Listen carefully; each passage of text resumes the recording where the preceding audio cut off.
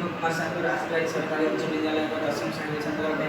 आज मुझे आपको एक विभिन्न प्रकार प्रकल्प नहीं आसी जहाँ नाम अपडेटेक्शन सीटा मुझे नाटो यहाँ आसिक देखा प्रकल्प प्रस्तुति प्रकल्प में दुईट पास नहीं प्रथम पार्श्व ट्रांसमीटर और द्वितीय पार्श्व को रिसीवर रूप नहीं ट्रांसमीटर उपकरण गुड़िक हूँ माइक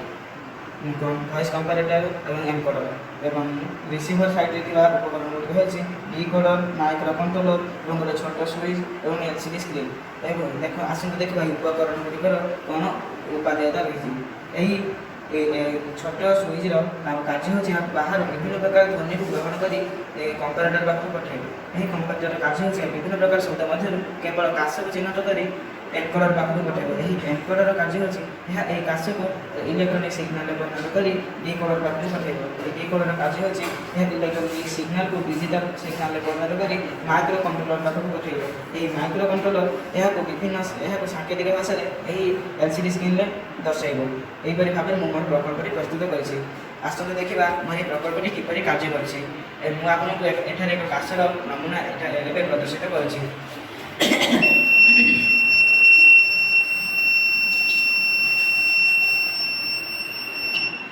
देखु आम देखु व्यक्ति जनक काशा मात्रे एक प्रकार ध्वनि सृष्टि एलसीडी स्क्रीन व्यक्ति क्यों आसूसी प्रदर्शित करोसी आम यही प्रकल्प को यहीपरि भाव स्कूल बैंक ऑफिस हॉस्पिटल मानक व्यवहार कर माइक को मुझे केवल एठारे प्रदर्शित प्रकल्प की देखा प्रस्तुत करूँ आम जनक स्थान मानक माइक को जनक स्थान मानक माइक बदल में आम सेंसर को यूज कर यहीपरि भाव में आम यही प्रकल्प